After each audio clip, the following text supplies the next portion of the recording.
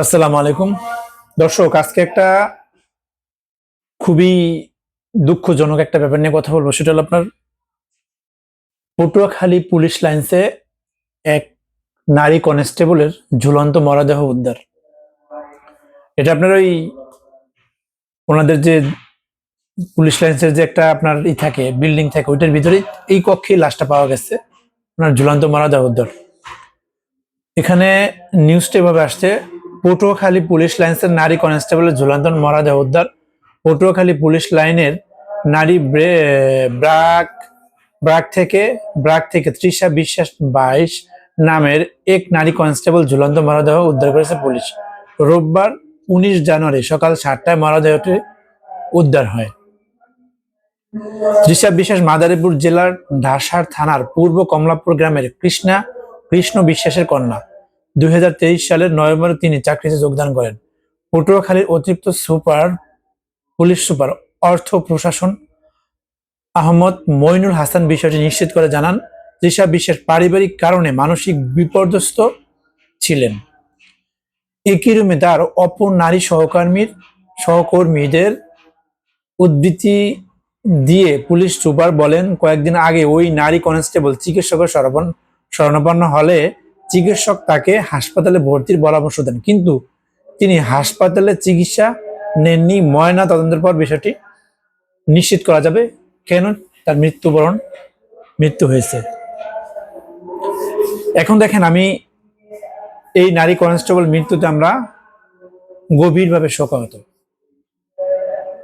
এখানে কিন্তু আমরা জানতাম আগে যে উনি প্রথমে যে নিউজটা আসছে, আমরা কিন্তু জানতামই না যে এই নারীটা বা এই নারী মানে আপনার হিন্দু ধর্ম, সনাতনী ধর্মের আর কি।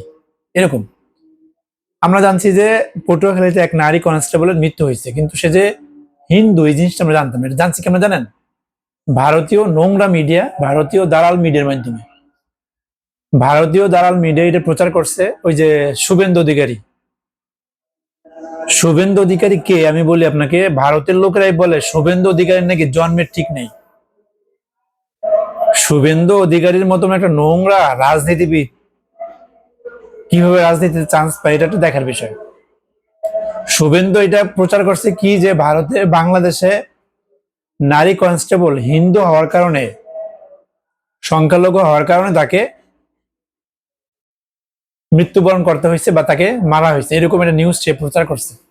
অথচ তার যে সহকর্মী এবং ওই থানার যে আপনার আরো যে পুলিশ সুপার বা পুলিশ কনস্টেবল যারা ছিল, তারাই বলছে যে এটা উনি পারিবারিক ভাবেই আপনার হতাশাগ্রস্ত ছিল, বিষণ্ণতায় ভুগছে, যার কারণে উনি হয়তো বা আত্মহত্যা করছে। এখনো কিন্তু তদন্ত হয় নাই যে কেন মারা গেছে।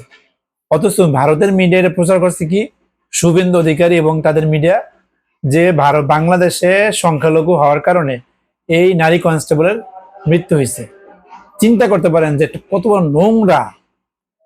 আর শুভেন্দু আছে, বাংলাদেশও আছে কিছু স্বৈরাচারী দোষর যারা আছে, তারা কিন্তু এই জিনিসগুলো ঢালাও ভাবে প্রচার করে যে ওদের পেজে ঢুকবেন আপনি, নিষিদ্ধ লীগের নিষিদ্ধ যারা আছে আর কি, এদের পেজে ঢুকবেন, দেখবেন যত রকমের মিথ্যা সেই 10 বছর 5 বছর আগের নিউজ এগুলো না শেয়ার করে। 5 বছর আগে রাখাইনে কোথায় আগুন লাগছে এগুলো শেয়ার করে বলে হিন্দুদের বাড়িঘর জ্বালাও পোড়া করছে। এরা এই জিনিসগুলো শেয়ার করে মানুষের ভিতর বিভ্রান্তি সৃষ্টি করার চেষ্টা করতেছে। কিন্তু এখন কি মানুষ বোকা? এখন তো আপনার মানুষ ফেসবুক ইউটিউব সার্চ করলেই পাওয়া যায় সঠিক তথ্যটা কোনটা।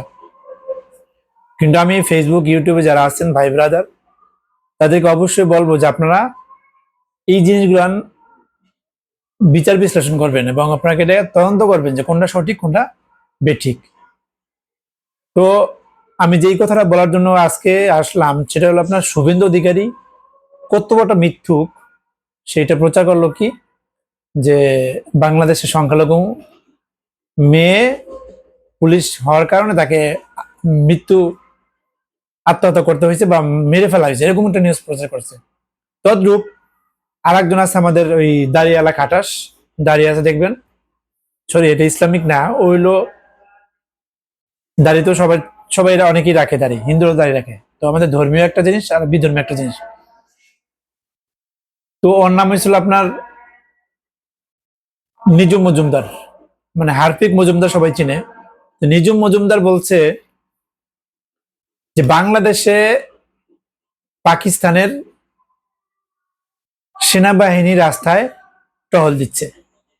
সোয়াত, বাংলাদেশে একটা টিম আছে পুলিশের, একটা আপনার একটা টিম আছে স্পেশাল ফোর্স, ওটা বিভিন্ন কাজে এরা এই ব্যবহার করে, সেটা হলো আপনার সোয়াত।